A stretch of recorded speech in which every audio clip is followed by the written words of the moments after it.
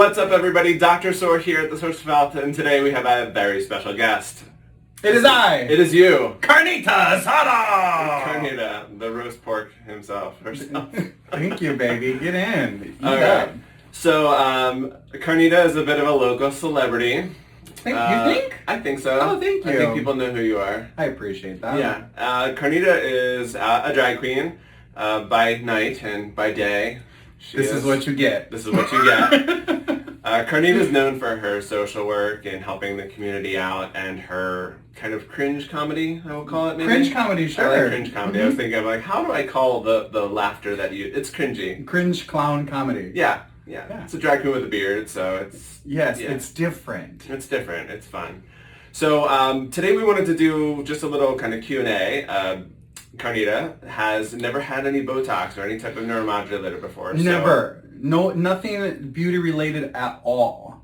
And the reason for that is because I always said, oh, I didn't need it. And I had this like mentality that somehow is judgmental to those that did it. Mm-hmm. But really, I was just kind of sitting back and realized that I haven't even tried it myself. So like 2020 is the year of doing things you've never done before. I think it's a fantastic thing. So we have a few questions that we're going to answer, and we'll go through them one by one. So, or what are you going to call them, myths? Yeah, like I have some myths that I don't think they're true, but I think if you address them, then it's easier for you to put it to rest. Sure. So the one that I really am fearful of, that our injections are painful. Right. Are they painful? Injections are not necessarily painful. Okay. It depends on the location of where they're going. Sometimes you're a little bit closer to a nerve, but it's also the skill of the injector. Right? Okay.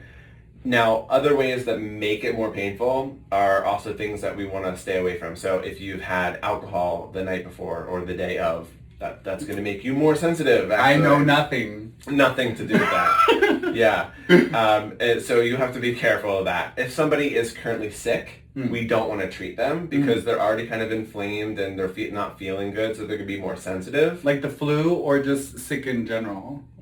Usually like colds or flus. Okay. Sick in like and my stomach isn't working right, and that's not the same. Yeah, you probably don't want to get Botox if you're having like a pancreatic issue. Major chronic disease. We definitely want to have, this is a medical procedure, so we just want to make sure that we're doing this safely and that you're a good candidate. Thank you. Yeah, of course. I think I'm a great candidate. I think so. Safety is number one, and then we'll get to effectiveness later. Okay, so myth number two. They don't really hurt. No, yeah. Myth number two that I think is like, everyone sees the movies and stuff of people with Botox with like the frozen face. Sure, we call that like the Nicole Kidman. Oh yeah, okay. Yeah. Most people don't want that, or Elsa as in Frozen. Yeah, right? I appreciate her. I appreciate that, but being frozen is a little bit off-putting actually because you don't emote at all, and I think that's very unnatural. Yeah. So one of the things that we look at from an aesthetic point of view is within a millisecond you can tell somebody's age, their gender, their health status, and should they be trusted.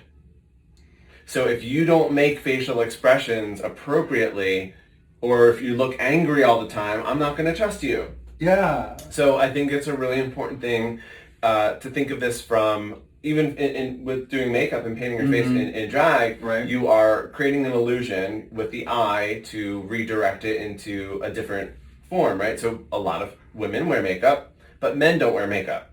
Most men don't wear makeup. Yeah, right. We'll just say most men. But we use concealers and we use stuff to take care of our face. So we consider this more of like a long-term makeup or semi-permanent makeup. Oh, nice. So we're going to actually smooth out the forehead, smooth out the eyes, and help you seem more approachable, trustworthy, and that makes you also look healthier and happier. Oh, so, look at I put hard in. I'm gonna look more approachable. I do. Yes. Less cringe. I don't know if that's gonna go with your brand, but no, it's fine. Yeah. Also, I want to know, like, is it gonna remove wrinkles? Is it gonna improve my facial lines? Sure. Like, is it going to make me look 20? So it might not make you look 20 if you're 50. You're not 50. Okay. I was not accusing you. So what it does is it smooths out the muscles that are making those expressions that are causing the lines. Okay. So for you have a few lines across the forehead. Just a few. Lift your eyebrows up really high. So there they are in full expression. When you relax, I can't relax. I'm going to help you relax. Knock you over the horn. It helps to relax those muscles, and that way you don't make those expression lines. And then the healing can start. Ooh, so tell me about how long is the healing process? So the healing of the skin is going to work successively over time. So if you take a piece of paper and you bend it back and forth, you're going to create that wrinkle. Well, we're alive, and our cells are alive, our skin's alive. So over the course of months, those wrinkles will start to lessen because you're going to heal from creating that constant fold. Oh. So you have to keep that muscle turned off in order for it to heal up. And how many times should you get it? Like, is it monthly, weekly? So typically people do 3 to 4 times a year. Oh, okay. Because it lasts for about that long. Oh, okay. It's like every quarter. Every quarter, yeah, absolutely. Sometimes people just do it as a special occasion, but in order to get to the result that you're looking for, you want to have maintenance in mind. So think 3 to 4 times a year. So if I get Botox and then I don't keep up with it, is that fold going to cave in? You'll just go right back to the way that you were. Oh, so it requires regular maintenance. Otherwise, 3 to 4 times a year. So if you have done it 3 to 4 times a year for many, many years, you've weakened those muscles down. So it's not gonna. The myth I'm thinking of is like it's gonna get worse. No, absolutely not worse. So it's just, no. I mean, you'll just go back to the way that you were. So what's nice is because it's not permanent. Nothing is permanent in life. Yeah. And one of the problems that people had in the past with what we call permanent fillers. Well, your body is not permanent. It's always changing, and it can cause a lot of complications. Right. So we don't do permanent fillers. Nothing is permanent. Even a facelift isn't permanent. In 10, 15 years, it's sagging. Well, even if you get the facelift and then the next day, you're still, like, time's still ticking, you know? Yeah. We always keep aging. We try to slow that rate down, and we do other therapies as well to help with aging and make sure you're healthy. Well, do I look 34? I don't think people would guess you're 34. Oh my gosh! What? Yeah. Like younger? Totally. You're 29. You're such a liar. That's a myth right now. Right. Mythbusters. Yeah, I think the beards give us a little bit more character and structure and make us look a little bit more older. Yes. But I think older is good. We're not old. 30s is not old. Team beard and Botox. Beard and Botox. All right. So my fifth. I think it's like the fifth myth that I always was like super scared of is that Botox is completely toxic.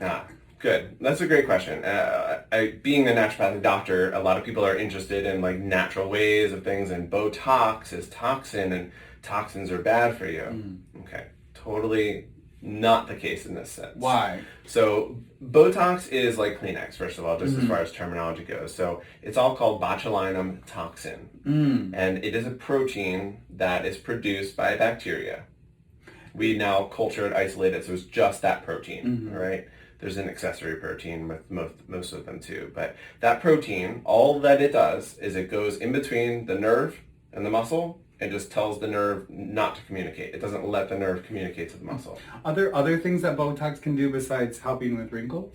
What it does is it relaxes muscles. Relax the muscles. Right, so that's the whole purpose. It's its only mechanism of action. So if you do it closer to the surface of the skin, you can actually stop the sweat glands from squeezing so much, because that's a type of muscle, right? Yeah. It's controlled by nervous system signaling. So if you can stop that sweat gland, you can help with acne. So a really nice thing that for a lot of people who I would say are like in their 20s or 30s is to be doing Botox if they're getting acne across the forehead. Right. I can't Botox your nose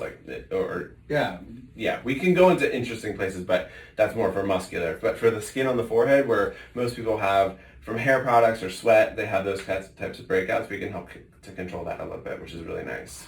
Ooh, yeah. I'm just very excited that you wanted to do this with me. Yeah. And I'm also very excited because it's my first experience. So you're like a virgin. Not at many things, but at this, yes. You are. Okay, yeah. So a Botox virgin. Yes, thank you. So we're gonna pop that cherry. Do it hard. Okay. I'm good with needles. So what we're gonna do next is, did that answer all your questions? It did, yeah. It actually put a lot of things at ease for me, but also put in perspective that just with anything, like when you start it, it's like a continuation in order to keep the results that you want, Absolutely. Right? So like if you start working out, like the moment you stop working out, you're gonna feel different. Yeah. It's the same thing with like Botox. It's like working out your face. Yeah, you can't go to the gym once and expect to have a lifelong result. Right. So there has to be some sort of maintenance with it. And what's nice is we really just want to tackle the thing that is concerning you most or that's trying to get to the result that you want. Yeah. There's always more that you can do. But when we're first starting off, we don't need to go overboard with it. Right. So when it comes to even dosing, and a lot of people have questions about, well, how many units do you use and all of that, and how much do you charge per unit? And those questions are, they're naive questions, but for the consumer, they need education. So hopefully this is helpful for people that are watching it. It depends on where we go. So we can do full doses or half doses per spot. Right. And it really depends on the individual, so you can't like flat out say everyone's going to need this amount. Right. So, or a man is going to need more because we have more muscle tone to us than a woman typically. Oh, nice. So in those areas we might need more. Men also have usually longer foreheads. Yes, we do. It happens, right? So everyone's facial structure is different, muscle tone is different, so we're going to be able to help it. So for you today, we're going to focus on the forehead and in between the eyebrows. So what we're going to do is consult in the beautiful magic mirror. Isn't it like a fairy tale? It is so magic. Yeah, I love it. It was from China. I think it's $4. I got it on Amazon. I didn't say that. I feel beautiful when I look into that. I feel beautiful when I look into a cheap circus mirror. So what we want to do for you today is lift your eyebrows up nice and high. So what we want to do is address the frontalis muscle, which is lifting your eyebrows up. Oh, you can lift your eyebrows up and squeeze them together. You've got very expressive eyes. Thanks. Yeah. One thing, so you have these 3 lines across the forehead. What we're going to do is actually treat in between the eyebrows. Squeeze your eyebrows together. Angry face, we call those the 11s. Yeah. And what happens is the 11s come together by these 2 muscles pulling in, and then there's another muscle right in the center that's pulling you down. That's called procerus. So go ahead and relax. Sometimes if I really concentrate, it hurts afterwards. Yeah, try not to concentrate too hard. You might hurt yourself, right? True story. Yeah. So what we want to do is, as this starts to work, we're going to get a little bit of a lift and a little bit of a separation in between the eyebrows, which is really, really nice. It's an anti-aging trick that we do, and that helps to, again, convey trust. And then across the forehead, just smoothing out those lines for you so it's not such an intense, those horizontal lines will start to minimize. Such a big divot. So what we're going to do is we're going to treat you lightly over the forehead today because we don't want you to be completely frozen your first time. We want you to see what a little bit of expression looks like. Mm-hmm. And if you want more, we can always add, but we don't want to have to put it in and say, well, you have to wait for it to wear off and take it away. Wait for a few weeks before you get expressions. A few months. Oh, shoot. Yeah. And people might like that, though. Be like, right. We also don't want to make you look like Jack Nicholson and give you crazy eyes. No, I already got those. Yeah. Trust me. Well, that's where we would get this arch, just lifting you up a little too surprised. I'm very excited. Right. And so you have a bit of a heavy lid, so you're... Excuse me? A heavier lid. Did you just make fun of my wid's lid? I was not fat-shaming your lid. So you have more of a monolid versus a bilid. So I can see that. Your eyebrow, the upper lid, sits on top of the actual eyelid, so you seem a little heavier where it comes onto the lashes. Mm-hmm. So if we come onto the lateral eyebrow here, we can place a little bit and create a little bit of lift for you. That gives you the drama that you like. The drama. Yeah.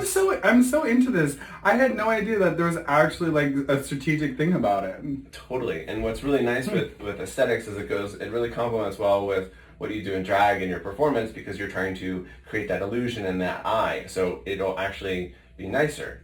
Another huge feature is when we start working on the skin, your makeup will go on smoother. You won't have to use as much and it'll be safer and healthier for your skin.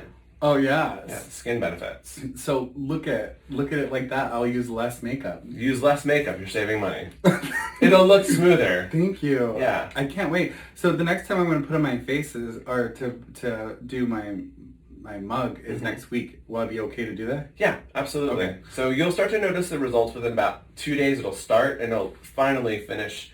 Total results about 2 weeks. So at that 1 week mark, you're going to start loving it. When can I put on?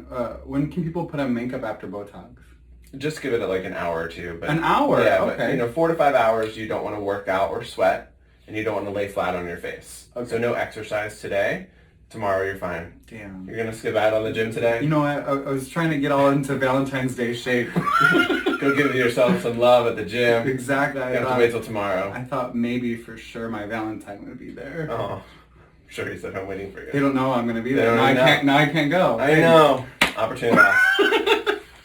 All right, so we're gonna get it all cleaned up and move on from here. Yay!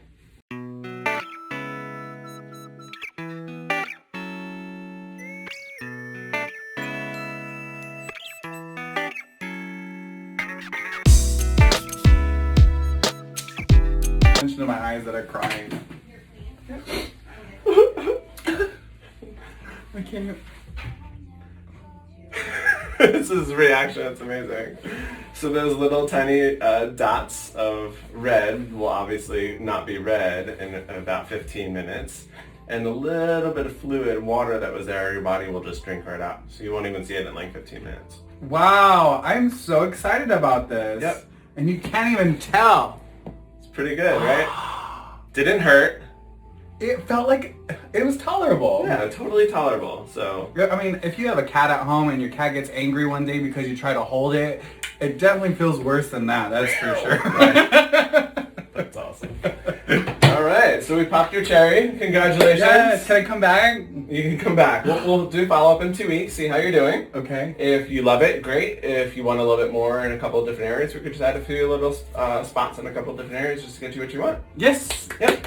Thank you so much. Happy Valentine's Day. Happy Valentine's Day. Consent to hug. Consent to hug. Oh, I love you. All right. Bye, everybody. Bye.